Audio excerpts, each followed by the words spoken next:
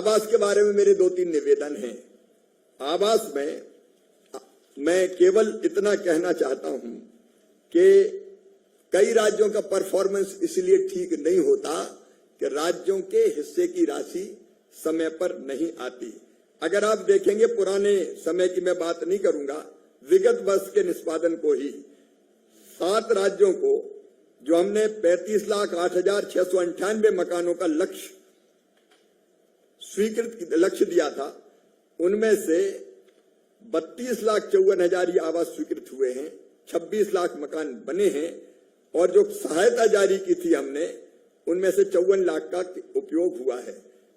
इसमें कई राज्यों ने बहुत बेहतर काम किया है, उनको मैं बधाई देता हूं। लद्दाख, लक्षद्वीप, अरुणाचल, सिक्किम, उत्तराखंड, उत्तर प्रदेश, त्रिपुरा, इन्हें बहुत बेहतर काम करके दिखाया है। जहां सुधार की गुंजाइश है, कर्नाटक, आंध्र प्रदेश, महाराष्ट्र, केरल, हालांकि में संख्या बहुत थी मकानों को, उनको भी सुधार करना है। मेरे एक निवेदन तो विलंबित आवासों का, मैं अधिकारी मित्रों से भी कहना चाहूंगा कि एक बार अंतिम रूप से आप सूची बना लें, जो मकान बहुत दिन से पड़े हुए बन नहीं रहे, उनमें 3 श्रेणियों में उनको विभाजित कर लें। ऐसे आवास जिनका निर्माण का काम पूरा किया जा सकता है, एक श्रेणी उनकी बना लें।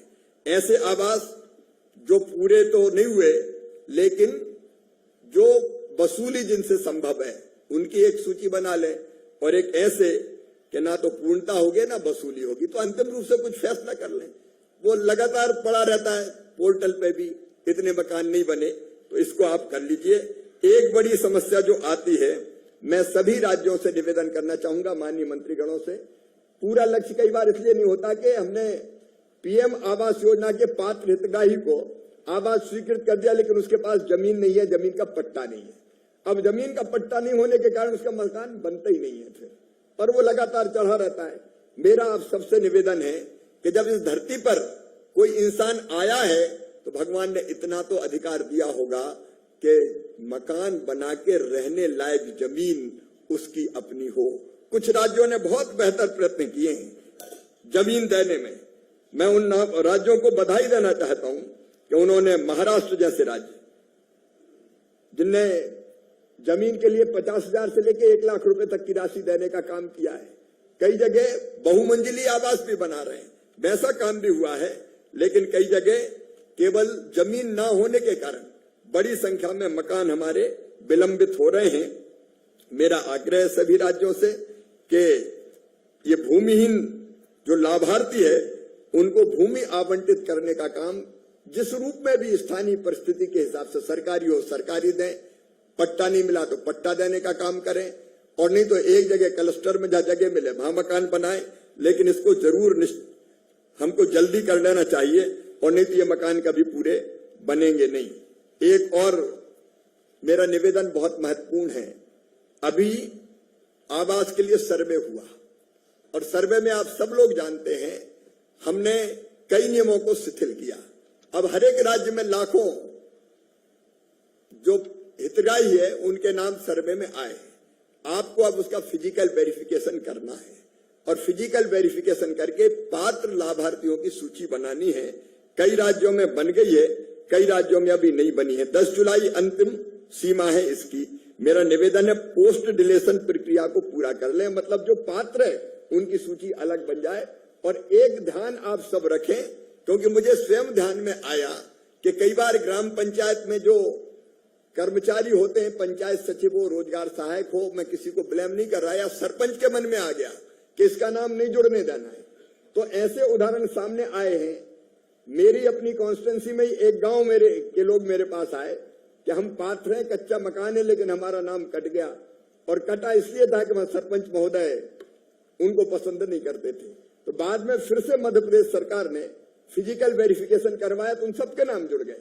तो मेरा निवेदन, क्योंकि एक बार ये सूची बन गई और इसमें पात्र हितग्राही का नाम नहीं आया, तो फिर 10 साल तक फिर कोई उम्मीद नहीं बचेगी उसका नाम आने का, और ये एक तरह से बड़ा अन्याय होगा, महापाप होगा। तो कृपया करके, वैसे तो प्रावधान इस बात का कि ग्राम सभा करें और उसमें सूची अनुमोदित करें, आप ग्राम सभा करवाइए, लेकिन ये एक बार जरूर देख लीजिए कि कोई पात्र हितग्राही रह ना जाए।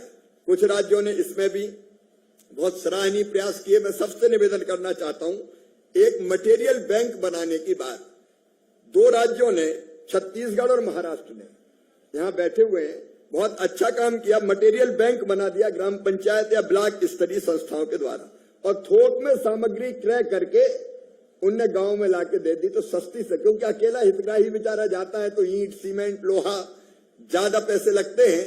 अगर आप इसको कर लेंगे तो बड़ी सुविधा हमारे गरीबों को हो जाएगी। और दूसरे वर्टिकल हाउसिंग का भी कई जगह प्रोजेक्ट बने हैं। ये मेरा निवेदन है कि इसको भी आप करवा लें। मैं समझता हूं पश्चिम बंगाल और आसाम दोनों राज्यों से मेरा निवेदन है कि आपको अलग से सर्वे करने का समय दिया है। आसाम में टी गार्डन्स के जो लोग हैं उनके नाम जुड़ जाएं, उसके लिए आपको सर्वे पूरा करना है। और बंगाल तो अभी तक अलग स्थिति में था, तो वहां आवास का सर्वे ही नहीं हुआ, तो आपको भी सर्वे का काम पूरा करना है। ये दोनों राज्य अपना सर्वे का काम पूरा कर लें।